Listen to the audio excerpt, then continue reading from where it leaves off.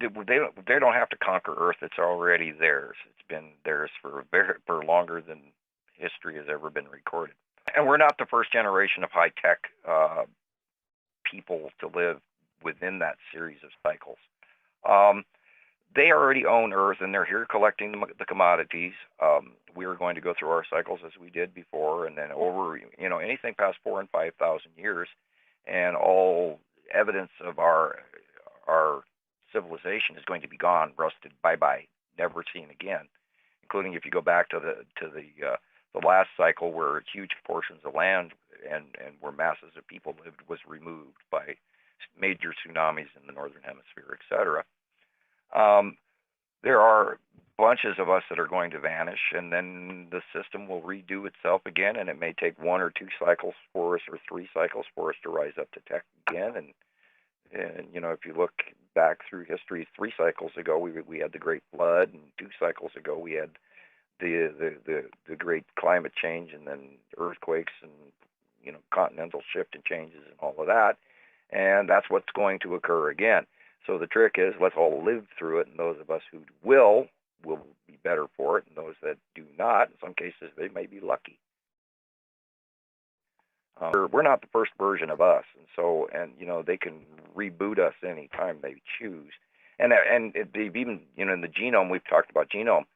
At one point in time, we were boiled down to 273 individuals, and I don't know what the cycle on that dating was, but that was at one point in time. So, they could have a whole great reset, or they could have a semi-reset, and of course we know about the Georgia Guidestones and everything else. And so now you can't take that as absolute, proof, but it could be just one faction's opinion. That's why they put them up. There's a whole lot of other people trying to, manipulate the whole situation, and it's not just 1 or 2, 3 groups. You've got the Draco presence, you've got the Federation presence, you've got the Nibiruan presence, you've got all the other races that are higher tech than them that are involved in this as well, and I'm sure that they've got a certain amount of groups watching and documenting all of this stuff, which is exactly what alien abductions is they're judging where we are.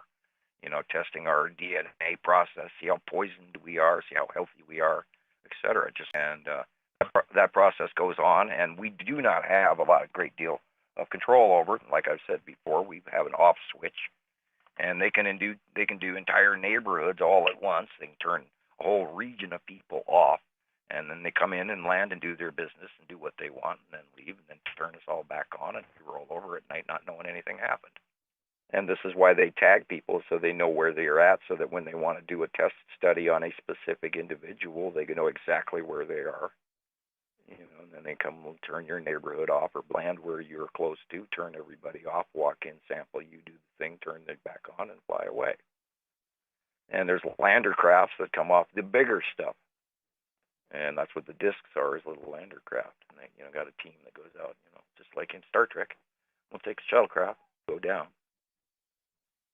And that's what they do. And they're, of course, getting us ready. That's what's, Hollywood getting us ready for these behaviors and acceptance. Because the difference between the tech that they use, and because I've seen some of it, and I walked the deck of, a ship and saw the control panels and everything, the shit was explained to me, and I went, oh, okay. And I understood maybe half of it. And they're trying to get us up to speed, because, it's a huge, huge shock if you suddenly see ET standing there and they've got tech that's beyond you. The level of disbelief will absolutely, for the next 10 years, mess with you. And everybody says, oh, take me with you. It is not that easy to swallow.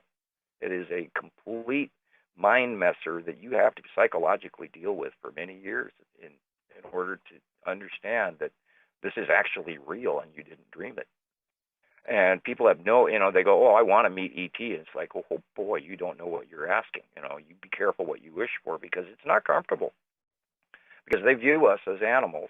And if we're not drastically enlightened, then they will not treat us with the same respect that they would, one of their co-workers or whatever, or fellow aliens or whatever. So,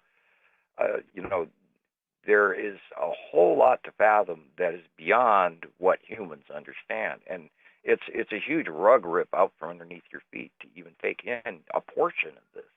And yes, it's a difficult subject.